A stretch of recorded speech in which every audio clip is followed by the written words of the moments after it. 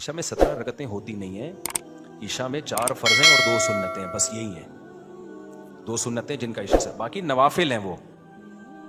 دوسرا حدیث میں آتا ہے بین کلی اذانین صلاتن, جب بھی 2 اذانیں ہوں یعنی اذان اور اقامت اس کے درمیان نماز پڑھ لیا کرو. تو علماء نے کہا اس حدیث کی روح سے ہمیں عشاء کی اذان اور اقامت کے درمیان نماز پڑھ لینی چاہیے. اس حدیث کی روح سے نفل ہے, پڑھ لینی چاہیے, اچھی بات ہے. تو اب کتنی پڑھنی چاہیے, تو حدیث میں کوئی تذکرہ نہیں ہے کہ کتنی پڑھنی چاہیے. علماء نے کہا قیاس کیا ہے کہ دیکھو فجر سے کی 2 رکعتیں ہوتی ہیں تو اس سے پہلے بھی کتنی ہیں, 2 ہیں.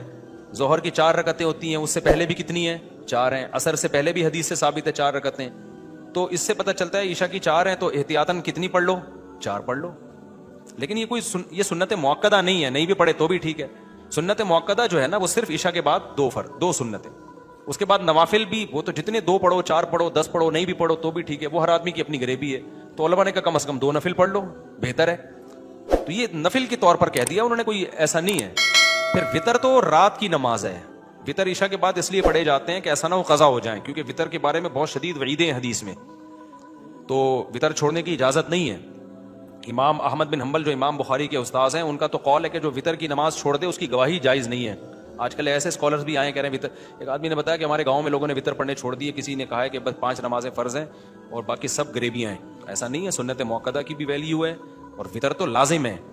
کوئی بھی امام اس کا قائل نہیں ہے کہ وتر چھوڑنے کی اجازت ہو. ہاں الفاظ کا اختلاف ہے, کسی نے سنت موقدہ کا, کسی نے واجب کا, لیکن ضروری سب کے نزدیک ہی ہے. تو اب وہ اس کا عشاء سے تعلق نہیں ہے. پوری رات میں جب چاہے پڑھو, حدیث میں آتا ہے سب سے آخر میں وتر پڑھو. لیکن ہم لوگوں کو مشورہ اس لیے دیتے ہیں جلدی پڑھنے کا کہ تہجد میں پتہ نہیں آنکھ کھلے نہ کھلے, تہجد کی ہمت ہو نہ ہو تو قضا نہ ہو جائیں.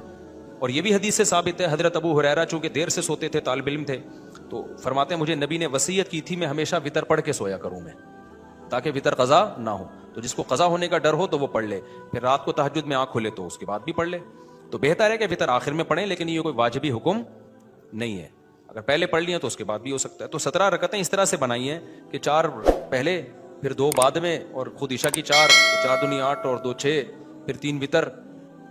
اچھا پھر وہ 2 نفل اور پڑھ لیتے ہیں تو 8 ہو گئے, 3 وتر کتنے ہو گئے, 11 12 13 بن رہی ہیں. ابھی بھی 17 تو نہیں بن رہے. 17 کہاں سے آ گیا, پھر 4 پہلے, پھر 4 فرض 8 9 10 11 12 13 14 15, ہاں پھر وتر کے بعد بھی 2 17. تو اس طرح سے تو یہ لازمی نہیں ہے. اصل جو عشاء کی رکعتیں ہیں صرف 6 رکعتیں, 4 فرض اور 2 سنت.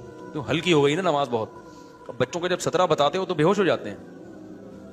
غیر مسلم نیا نیا مسلمان ہوا, آپ کے عشاء کی 17 رکعتیں ہیں, وہ کیا کہے گا, گیا کام سے یار, ایک عشاء ہی پڑھتا رہوں گا میں ساری. تو اس کو بتاؤ 4 فرض